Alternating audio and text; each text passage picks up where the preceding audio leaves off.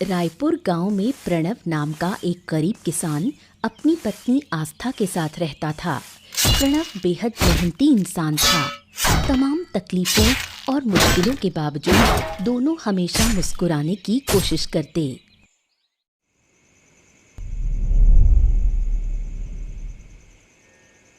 अरे ये गरीबी धीरे धीरे हमारी जिंदगी को चाट रही है आस्था। वो दिन दूर नहीं जब शायद 2 वक्त की रोटी भी नसीब नहीं होगी। जो होगा देखा जाएगा, और अगर कभी भूखे मरने की नौबत भी आई तो साथ साथ मरेंगे। इतनी चिंता क्यों करते हो? ये बताओ, हर हालात में तुम खुद को इतना शांत कैसे रख लेती हो भाग्यवान? मरना तो एक दिन सबको है, फिर डरने से क्या फायदा? और सोचने से अगर सब समस्याएं हल हो जाती तो मैं भी दिन रात बैठकर सोचती रहती। अच्छा छोड़ो, ये बताओ, इतनी रात को ये पान की थाली लेकर आई हो? जरूर कोई फरमाइश है ना? तुम हमेशा मेरे मन की बात पकड़ लेते हो, आज भी सही समझ गए। 6 साल से साथ में हूँ, कब क्या और क्यों करती हो सब जानता हूँ। कह रही थी कि तुम्हारी खेती की आमदनी से घर चलाना मुश्किल हो रहा है। मुझे थोड़ी पढ़ाई लिखाई आती है। सोच रही थी कि गांव के स्कूल में बच्चों को पढ़ा दूं। मेरा भी मन लग जाएगा और घर में थोड़ी आमदनी भी आ जाएगी। जब मैं हूँ तो तुम्हें तकलीफ देकर काम नहीं करवाना चाहता, लेकिन अगर तुम्हारा शौक है तो मैं मना नहीं करूँगा। तो मैं कल जाकर मास्टर जी से बात करूंगी। अगर तुम कल को स्कूल टीचर बन जाओगी ना तो मुझसे ज्यादा गर्व और किसी को नहीं होगा। हाँ, अरे मैं तो उछल उछल के सबको बताऊंगा, सुनो सुनो सुनो, मेरी पत्नी एक शिक्षिका है, स्कूल टीचर है ये। लाओ लाओ, खिलाओ पान।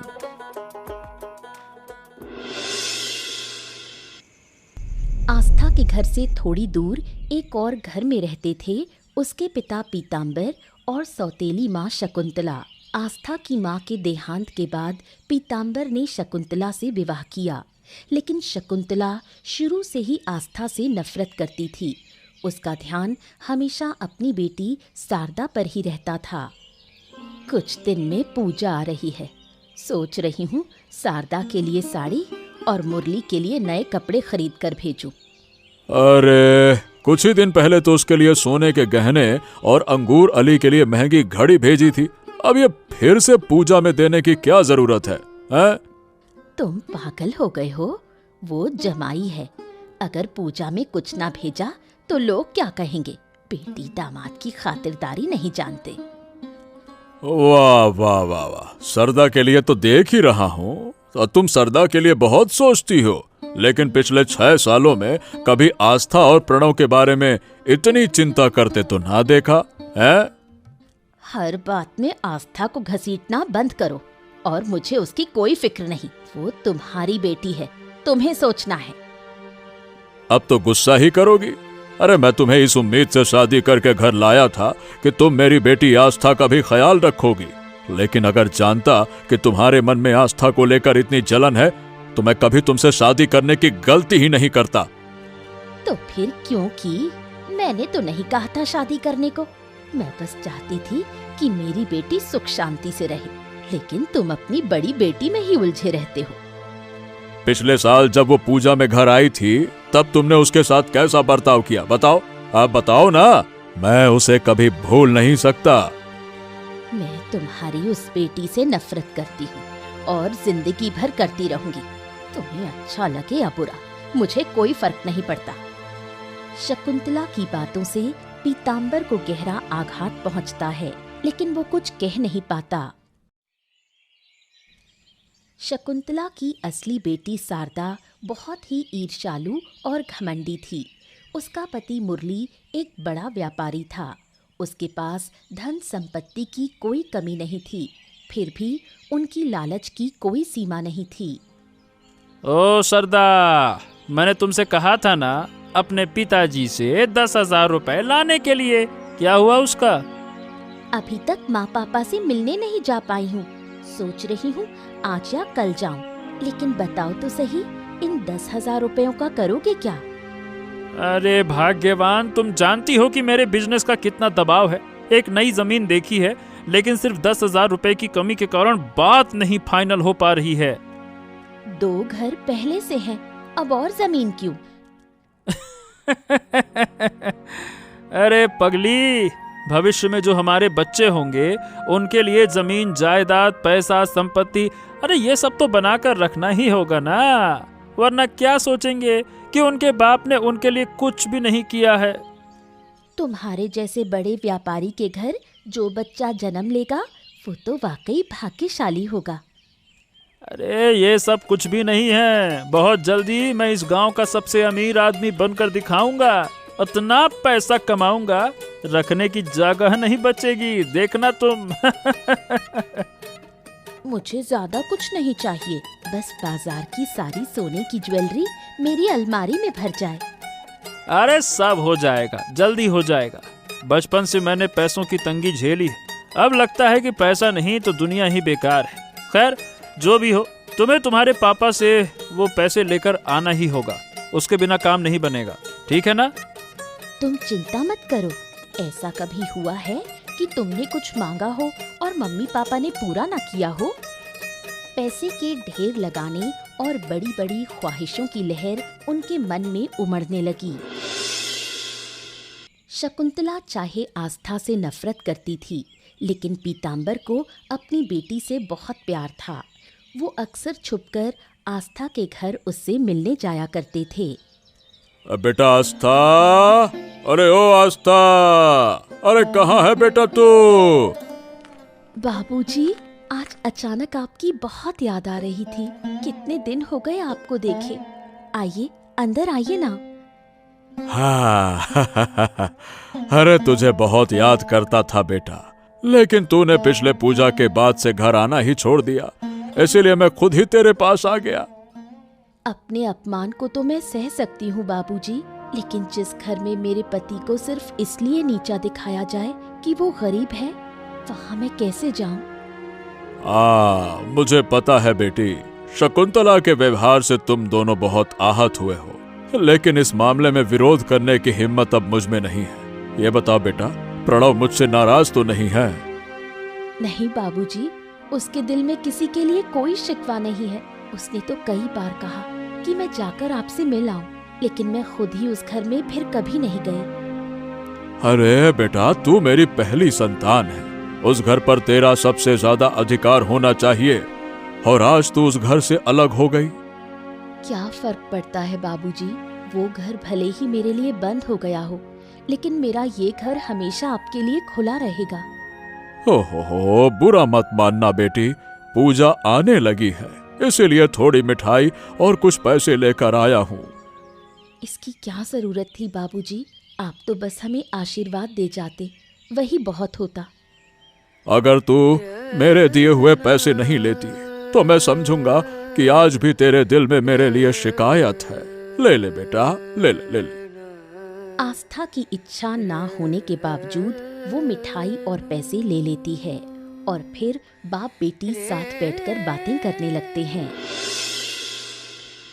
आस्था शकुंतला की सौतेली बेटी थी और आस्था का पति प्रणव एक गरीब किसान था।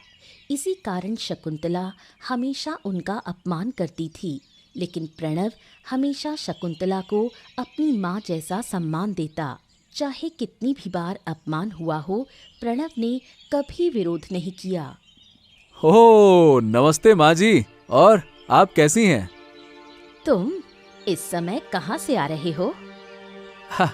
बस थोड़ा सब्जी लेने आया था। आप पूजा की खरीदारी करके लौट रही हैं? देख ही रहे हो, शारदा और उसके पति के लिए कुछ खरीदारी की है। नया दामाद है, ऊपर से इतना बड़ा अमीर व्यापारी, तो उसे अच्छा बुरा सब देना ही पड़ता है। सही कहा माँ, अमीर दामाद को तो देखभाल और आदर सत्कार मिलना ही चाहिए। बिल्कुल, मेरी बेटी को रानी की तरह रखता है वो। पैसे, गहने, किसी चीज की कमी नहीं है मेरी बेटी को। ऐसा दामाद मिलना मेरे लिए सौभाग्य की बात है। आज मैं एक गरीब किसान हूँ, इसीलिए इतनी आसानी से मुझे ये ताने सुना रही हैं। लेकिन एक दिन मेरा भी समय आएगा, किस्मत एक दिन मेरे भी साथ होगी, देखना। अब खड़े खड़े बात करने का समय नहीं है, जल्दी से जाकर शारदा और मुरली को ये सामान दे आओ। शकुंतला ने शारदा और मुरली के लिए ढेर सारी खरीदारी की थी, लेकिन वो उससे संतुष्ट नहीं थे। उन्हें उससे और ज्यादा की उम्मीद थी और इसी को लेकर मुरली नाराज था। तुम इतने चुप क्यों हो? कुछ बोल क्यों नहीं रहे हो? कितनी बार पूछ चुकी हूँ, लेकिन तुम कोई जवाब नहीं दे रहे। अरे 10,000 रुपए की उम्मीद थी, लेकिन अब कुछ मिला नहीं। पूजा के लिए बस कुछ गहने और सस्ते कपड़े भेज दिए हैं। अरे ऐसे सामान तो हमारे घर के नौकरों को मिलते हैं पूजा में, जो तुम्हारे घर के दामाद को भेजा है। गजब बेइज्जती है। मैंने तो माँ से कहा था कि मुझे पैसे दे दे खरीदारी के लिए, लेकिन उन्होंने खुद जाकर सब खरीद लिया। इसमें मेरी क्या गलती? अरे मैं ऐसे सस्ते सामान कभी इस्तेमाल नहीं करता। ये जाकर घर के नौकरों को दे दो। ले जाओ इसको यहाँ से, हटाओ। इस बार जैसे तैसे मान लो, मैं वादा करती हूँ अगली बार से ऐसा नहीं होगा। ए सुनो, तुम्हारे पापा के पास जो जमीन है ना, उसकी कीमत कम से कम 10 लाख की है। अगर हम वो जमीन ले लें। लेकिन वो तो पिताजी की पैतृक संपत्ति है। अगर हम वो खरीद भी लें तो माँ बाबा कहाँ रहेंगे?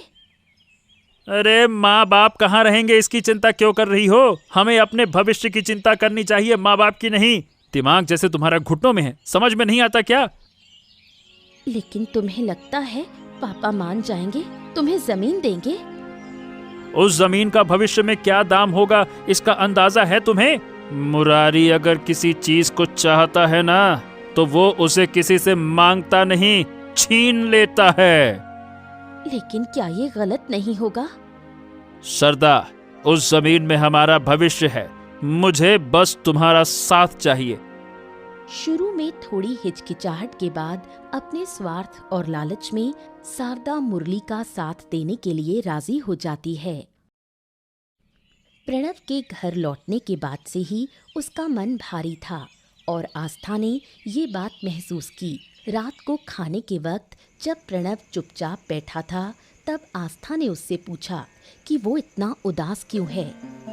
हाँ आस्था, पता है आज सुबह जब मैं बाजार से लौट रहा था तो रास्ते में तुम्हारी माँ शकुंतला जी से मुलाकात हो गई। उन्होंने फिर से तुम्हें अपमानित किया होगा, है ना? अरे नहीं नहीं नहीं, अपमान नहीं किया। देखा कि वो सरदा के घर की पूजा की सारी खरीदारी करके सरदा और मुरारी को देने जा रही थी। आज सुबह मेरे पापा घर आए थे और पूजा की खरीदारी के लिए कुछ पैसे दे गए। मैं लेना नहीं चाहती थी, लेकिन उन्होंने जोर देकर दे दिए। अरे मेरी इजाजत के बिना तुमने वो पैसे क्यों लिए? मैं मानता हूँ कि मैं एक गरीब किसान हूँ, पर इतना तो सामर्थ्य रखता हूँ ना कि तुम्हारी पूजा की खरीदारी कर सकूं। क्यों किया तुमने ऐसा? यकीन करो, तुम्हें दुख पहुंचाने का मेरा कोई इरादा नहीं था, लेकिन पापा ने इतना जोर दिया कि मैं मना नहीं कर पाई। आज तुम्हारी माँ मुझे अपनी छोटी बेटी के दामाद की कहानी सुना रही थी। कितना अमीर है, कितनी दौलत और जमीन जायदाद है उसके पास। ऐसे ताने सुनाए हैं उन्होंने। उसने अपनी बीवी को कितना सुख दिया है, और मुझे देखो, शादी को 6 साल हो गए, लेकिन आज तक तुम्हें एक भी गहना तोहफा नहीं दे सका। ऐसा असफल इंसान हूं मैं, क्या कहूं। प्लीज ऐसी बातें मत करो। तुम्हें अपना जीवन साथी बनाकर मुझे एक पल के लिए भी कोई अफसोस नहीं है, सच कह रही हूँ। देख लेना भाग्यवान, एक दिन मैं जरूर सफल होकर दिखाऊंगा। बड़ा घर, गाड़ी, सब कुछ होगा, और तब कोई ये नहीं कह पाएगा कि मैं अपनी पत्नी को सुख नहीं दे सका। देखना ये होगा। तुम मुझे जैसे भी रखो, मुझे कोई शिकायत नहीं होगी, और मुझे पूरा विश्वास है कि एक दिन तुम जरूर सफल होगे। मुरली ने नई जमीन खरीदने के लिए 10,000 रुपए की बात शकुंतला को बताई, जो शकुंतला ने पीतांबर से कही। ये सुनकर पीतांबर बहुत गुस्से में आ गया और दोनों के बीच जोरदार झगड़ा हो गया। अरे भाग्यवान, तुम्हारे दामाद बहुत ही लाट साहब हैं। हर दूसरे दिन कोई न कोई महंगी फरमाइश होती है। हो सकता है वो अमीर व्यापारी हो, लेकिन 10,000 रुपए उसके लिए क्या ही है। खुद इंतजाम क्यों नहीं कर लेता, इतना बड़ा व्यापारी है तो। कोई मुसीबत में पड़ सकता है, इसमें इतना गुस्सा करने की क्या बात है। और फिर हम उसके सास ससुर हैं, अगर हमसे नहीं कहेगा तो किससे कहेगा। अरे जब से शारदा की शादी हुई है उससे, तभी से एक के बाद एक मांगे ही मांगे, मांगे ही मांगे। ऐसा लग रहा है कि मांग मांग के ही व्यापारी बना है। कभी मेरी हालत का भी तो ख्याल करना चाहिए ना। मैं भी तो एक मिडिल क्लास का बूढ़ा आदमी हूँ। क्या पैसा पेड़ पे लगा है हमारे यहाँ? अगर मुरली की जगह प्रणव तुमसे पैसे मांगता तो तुम खुशी खुशी दे देते। मुरली ने पैसे मांगे तो तुम्हें दिक्कत हो रही है। अरे प्रणव भले गरीब हो, लेकिन उसमें आत्मसम्मान है। उसने कभी मुझसे पैसे या कोई और चीज नहीं मांगी है। तुम्हारी बेटी आस्था और उसका पति हमेशा अच्छे रहेंगे, लेकिन मेरी बेटी शारदा और उसका पति ही हमेशा तुम्हें बोझ लगते हैं। तुम्हारा ये मुरारी पर जरूरत से ज्यादा भरोसा और प्यार, देख लेना हमें एक दिन कंगाल करके छोड़ेगा। उस दिन तुम्हें खुद ही पछताना पड़ेगा। अगर मुरली खुश रहेगा तो ही मेरी बेटी खुश रहेगी, और मैं अपनी बेटी की खुशी के लिए कुछ भी करूंगी। अगर तुम पैसे नहीं दोगे तो मैं अपने गहने बेचकर मुरली को पैसे दूंगी। अरे क्या तुम पागल वागल हो गई हो क्या? अगर कल मुरारी कहे कि सब कुछ बेच दो तो क्या वो भी कर दोगी? रोड में आ जाओगी? अगर उसमें मेरी बेटी की खुशी है तो हाँ, मैं वो भी करूंगी। शकुंतला की जिद और तर्कों के सामने हार मानकर पीतांबर को मजबूरी में मुरली को 10,000 रुपए देने पड़ते हैं।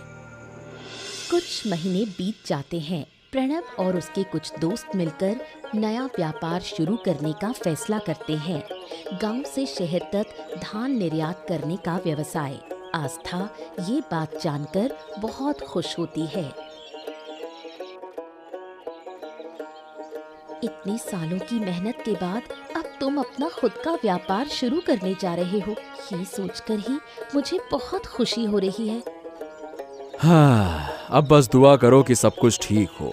मेरे दोस्त यतीन ने बताया कि अगर निर्यात सही तरीके से किया गया तो इस व्यापार में बहुत मुनाफा है। तुम बस मन लगाकर मेहनत करते रहो। मुझे पूरा भरोसा है कि धीरे धीरे हमारे बुरे दिन चले जाएंगे।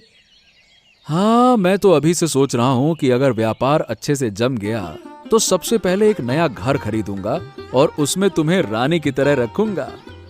और अच्छे दिन जरूर आएंगे। अभी से ऐसी बातें मत सोचो। पहले भगवान का नाम लेकर व्यापार शुरू करो। अरे कुछ ही दिनों में हम शहर जाकर वहाँ के धान व्यापारियों से मिलकर सारी बातें तय कर लेंगे, फिर निर्यात का काम शुरू करेंगे, ऐसा सोच रखा है। मैं ये खबर पापा को बताऊंगी। उन्हें भी ये जानकर बहुत खुशी होगी। वो भी हमेशा यही चाहते थे कि तुम जीवन में बहुत आगे बढ़ो। आहा, इतनी जल्दी बताने की जरूरत नहीं है। पहले मैं शहर जाकर सब पक्का कर लूं, फिर सबको बताना, ठीक है? अभी के लिए ये बात बस तुम्हारे और मेरे बीच रहे। बस अगर एक बार मैं सफल हो जाऊं तो सबको दिखा दूंगा कि मैं भी अपनी किस्मत बदल सकता हूं। इस गरीबी से बाहर निकलकर मैं हर अपमान का जवाब दूंगा, देखना तुम बिना किसी चिंता के आगे बढ़ो। मैं हमेशा तुम्हारे साथ हूँ। कुछ दिन और बीत जाते हैं। प्रणव अपने नए व्यापार की शुरुआत कर देता है। दूसरी ओर शारदा और मुरली मिलकर एक नया षड्यंत्र रचते हैं।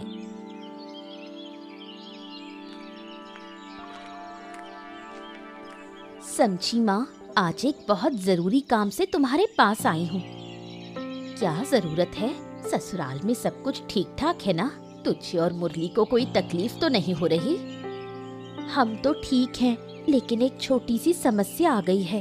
तुम्हारा दामाद एक नई जमीन खरीद रहा है, लेकिन उस जमीन के कागजात पर हमारे दोनों के दस्तखत के अलावा 2 गवाहों की जरूरत है। वो चाहता है कि तुम और पिताजी गवाह बनो। सच कहूँ तो मुरली जैसा बेटा दामाद कहीं नहीं मिलेगा।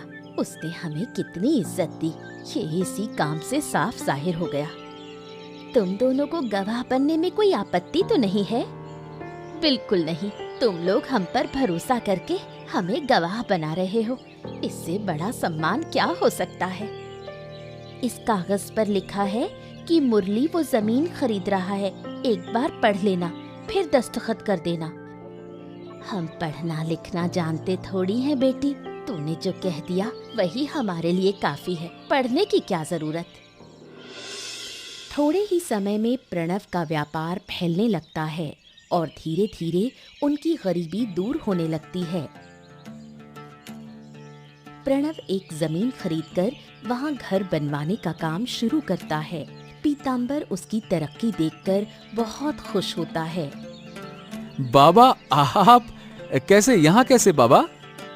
हाँ, अब मैं ठीक हूँ बेटा, और तुम्हारी तरक्की देखकर और भी अच्छा महसूस करता हूँ। आखिरकार इतने सालों बाद तुमने वही पाया जिसके तुम हकदार थे। सब कुछ तो आपके आशीर्वाद और ऊपर वाले की कृपा से हुआ है, और आपकी बेटी आस्था ने जो हर अच्छे बुरे समय में मुझे मानसिक सहारा दिया, ये सब उसी का परिणाम है। हाँ, तुमने साबित कर दिया कि जो लोग कभी हार नहीं मानते उन्हें एक दिन सफलता जरूर मिलती है। मैं अब कोई बात नहीं सुनूंगा बाबा। जब ये घर बनकर तैयार होगा तो आप और माँ दोनों को गृह प्रवेश के लिए आना ही होगा। हाँ। अरे कोई आए ना आए बेटा, मैं तो जरूर आऊंगा ना। हाँ, चिंता ना करो, मेरे दिल से यही दुआ है कि तुम लोग और भी सुखी रहो और भी तरक्की करो। मैं हमेशा आपके प्रति आभारी रहूंगा कि आपने मुझे ऐसा जीवन साथी दिया जो सिर्फ मेरी पत्नी नहीं, मेरी सबसे अच्छी दोस्त बनकर हमेशा मेरे साथ खड़ी रही। मेरी किस्मत बदलने का सबसे बड़ा कारण वही है, आस्था, मेरी आस्था। हाँ, मेरी भी आस्था बिटिया है। मेरी बेटी हमेशा से ही भाग्यशाली रही है।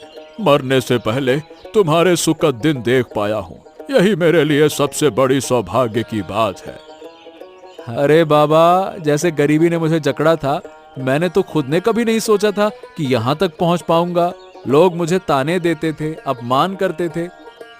हाँ, और जिन लोगों ने तुम्हारे बुरे वक्त में तुम्हें अपमानित किया था, अब तुम्हारी सफलता उन्हें अपने आप जवाब दे देगी। हाँ, लेकिन मुझे किसी से कोई शिकायत नहीं है, क्योंकि वो अपमान न करते तो मुझ में जोश भी कहां से आता। जो होता है अच्छे के लिए होता है। बस आप यही दुआ करें कि ये सुख हमेशा बना रहे। पीताम्बर और शकुंतला को जरा भी अंदाजा नहीं था कि शारदा और मुरली ने उनके साथ कितना बड़ा धोखा किया है। अरे शैतान भी हमारे आगे फेल है। कल तक हम चाहे तो उस घर पर कब्जा कर सकते हैं, फिर तुम्हारे पिता का टूटा फूटा घर गिराकर मैं वहां एक शानदार कोठी बनवाऊंगा। हाँ। हमने सब कुछ कर लिया और माँ बाबा को खबर भी नहीं। उन्हें तो ये भी नहीं पता कि क्या होने वाला है। पता नहीं कल जब उन्हें पता चलेगा तब क्या होगा। आज से 10 साल बाद उस जमीन की कीमत करोड़ों में होगी। मतलब अब हम करोड़पति बन चुके हैं। तुम्हारे माँ बाप इतने भोले हैं कि उन्होंने बिना कुछ पढ़े हम पर भरोसा कर लिया। लेकिन अगर कल हमने घर पर कब्जा कर लिया तो माँ बाप कहाँ जाएंगे, ये सोचा है? अरे वो कहाँ जाएंगे, इससे मुझे क्या लेना देना, मुझे क्या पता। हमें तो अपनी मंजिल मिल गई। अर्जुन की तरह बनो, सीधा लक्ष्य को देखो, बीच में कुछ नहीं। बस यही सबसे बड़ी बात है। कल जाकर उन्हें धक्के मारकर बाहर निकाल दूंगा। लक्ष्य क्या था वो लेना, जो हमने ले लिया। उसके बाद वो कहाँ जाएं, हमें क्या फर्क पड़ता है? चाहे तो भीख मांगे, हमको क्या लेना देना। तुमने सही कहा। तुम जहाँ जाओगे मैं वहीं जाऊंगी। माँ बाबा का क्या होगा ये सोचने का कोई मतलब नहीं। अरे शायद कुछ दिन इधर उधर भटकेंगे, फिर जाकर वही आस्था और प्रणव के पास भीख मांगने पहुंच जाएंगे। लेकिन हमें इन बातों से दुखी होने की जरूरत नहीं है। अब हमारा समय है सुख का, खुशी का, आनंद का। माँ बाबा के लिए थोड़ा बुरा लग रहा है, लेकिन उनके मुकाबले हमारा भविष्य ज्यादा अहम है। वो अब कितने दिन और जिएंगे, लेकिन हमारा तो पूरा जीवन पड़ा है। अरे कल ही जाकर उन्हें बाहर निकाल देंगे और घर गिराकर नई कोठी का काम शुरू कर देंगे। अगले 10 सालों में मैं इस गांव का सबसे अमीर आदमी बनकर दिखाऊंगा।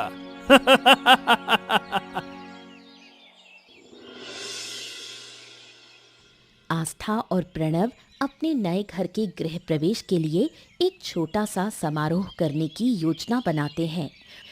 क्या रायगंज के शोभन बाबू का नाम लिखा तुमने? उन्होंने हमारे बुरे समय में बहुत मदद की थी, उन्हें तो हम भूल ही नहीं सकते। अरे हाँ हाँ हाँ, अरे उन्हें कैसे भूल सकता हूँ भाग्यवान, वो तो हमारे खास मेहमान हैं। मैंने उनका नाम सबसे पहले लिखा है। मुझे नहीं पता माँ बाबा को गृह प्रवेश के समारोह में बुलाना ठीक होगा या नहीं। बाबा तो शायद हमारी खुशी में शामिल होने आ भी जाएंगे, लेकिन माँ तो मुझे बिल्कुल पसंद नहीं करती। अरे चाहे वो हमें पसंद करें या ना करें, लेकिन उन्हें निमंत्रण देना हमारा कर्तव्य है। हमारे साथ उनका रिश्ता जैसा भी हो, ये तो सच है कि वो हमारे परिवार का हिस्सा है। लेकिन अगर हमने नहीं बुलाया और अगर समारोह में आकर उन्होंने हमें अपमानित करने की कोशिश की तो सबके सामने शर्मिंदगी हो जाएगी। आहा, इतना सोचने की जरूरत नहीं है। हम माँ बाप दोनों को निमंत्रण देंगे। माँ आए या ना आए, कम से कम बाबा तो जरूर आएंगे। ठीक है, जब तुम कह रहे हो तो मैं नहीं रोकूंगी। माँ और बाबा दोनों के नाम लिख दो, हम कल ही दोनों को निमंत्रण देकर आएंगे। अब जब हमारी पहले से हालत बेहतर है और धीरे धीरे अच्छे दिन भी आ रहे हैं, तो मेरा मन कहता है कि माँ अब हमसे नाराज नहीं रहेगी। शायद वो भी हमारे निमंत्रण को स्वीकार कर हमारे गृह प्रवेश में शामिल हो जाएं। सोचो, ऐसा भी तो हो सकता है। मुझे नहीं पता, लेकिन अगर ऐसा हुआ जैसा तुम कह रहे हो तो मुझे भी बहुत खुशी होगी। बचपन से मैंने बस यही चाहा है कि वो मुझे अपनी बेटी की तरह स्वीकार करे। ओहो, तुम चिंता न करो, कल चलकर निमंत्रण दे देते हैं, उसके बाद जो होगा देखा जाएगा। हाँ। अरे शारदा बेटा, तुम लोग इतनी सुबह सुबह यहाँ आ गए। शारदा, तू आने से पहले कम से कम बता तो देती कि मुरली भी साथ में आ रहा है, मैं थोड़ा इंतजाम कर लेती। आज किसी भी इंतजाम की जरूरत नहीं माँ, अब तुम लोग अपना सामान समेटो। हैं? सामान समेटे? लेकिन क्यों? अरे हम कहाँ जाएंगे बेटा? कहाँ जाएंगे हम क्या बताएं? इस घर से बाहर जहाँ भी जाना है जाइए, जहाँ तुम्हारी नजर जाए वहाँ चले जाओ, तुम्हारी मर्जी। अरे ये तुम क्या कह रहे हो? हमें इस घर से क्यों जाना होगा? सुबह सुबह तुम्हारा दिमाग तो नहीं घूम गया है? पगला गए हो क्या? हमारा दिमाग बिल्कुल ठीक है ससुर जी। सुनो ससुर जी, सामान उठाओ, निकलो यहाँ से जी। अब जो मैं बात बताने वाला हूँ जरा ध्यान से सुनना, उसके बाद शायद तुम्हारा दिमाग जरूर घूम जाएगा। मुरली बेटा, साफ साफ बताओ ना, हम कुछ समझ नहीं पा रहे हैं। याद है कुछ दिन पहले इस कागज पर आप दोनों ने साइन किए थे, दस्तखत। हाँ हाँ हाँ हाँ, तूने कहा था कि कोई जमीन खरीद रहा है और तुझे गवाहों की जरूरत है, इसीलिए हमने उस कागज पर दस्तखत कर दिए थे। ओ ले, आप लोग कितने भोले हो। खैर, मूर्ख लोगों से और क्या ही उम्मीद कर सकते हैं। जैसा कि आप लोगों ने मूर्खता भरी हरकत की है, तो हरकत ये है, ये दरअसल आपकी ही घर के रजिस्ट्री के पेपर हैं। हैं? क्या क्या क्या? हमारे घर के? जी हाँ, इस पेपर में साफ साफ लिखा है कि आपने अपनी मर्जी से ये घर मेरे और सरदा के नाम कर दिया। अरे तुम लोगों ने हमारे साथ इतनी बड़ी धोखेबाजी कैसे कर ली है? शर्म नहीं आई सरदा? अगर आपसे सीधे बोलते तो आप कभी भी ये घर हमें नहीं देते, इसलिए मजबूरी में हमें ऐसा करना पड़ा। अरे चलो चलो चलो, जल्दी जल्दी निकलो। अरे देख क्या रहे हो ससुर जी, घर छोड़ो, जिद न करो, जल्दी चलो। अरे चलो, धक्के मार कर निकालूंगा, अच्छा नहीं लगेगा। जाओ, चलो निकलो।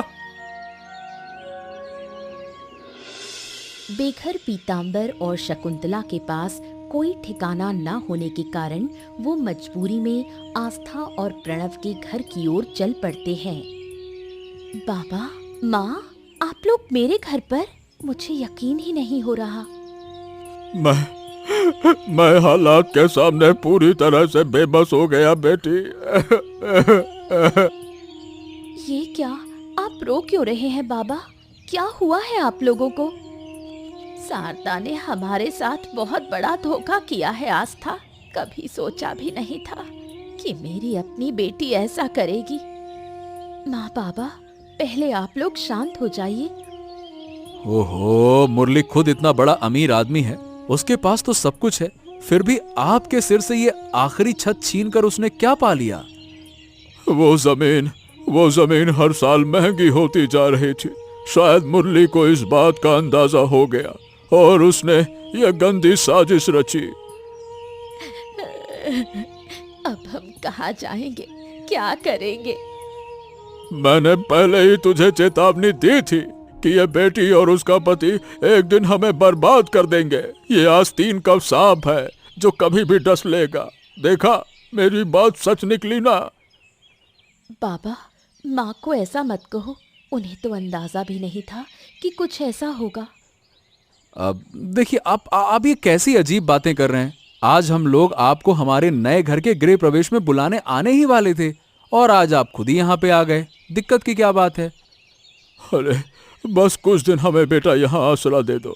हम जल्द ही कोई ना कोई रास्ता निकाल लेंगे, चिंता मत करो। नहीं बाबा, अब से आप और माँ हमारे साथ ही रहेंगे। इतने सालों बाद मैंने आप दोनों को पाया है। अब मैं आपको कहीं नहीं जाने दूंगी। अरे बिल्कुल, आप हमारे साथ रहेंगे और इससे हमारे जीवन की खुशी दुगनी हो जाएगी। जिस बेटी का मैंने तिरस्कार किया, उसी ने आज हमें अपनाया। मुझे माफ कर दे आस्था, मुझे माफ कर दे। आस्था और प्रणव की ममता और अपनापन देखकर शकुंतला को अपनी गलती का एहसास होता है। उसे समझ आता है कि हर बार खून का रिश्ता ही सब कुछ नहीं होता। वो चारों मिलकर एक नया जीवन शुरू करते हैं।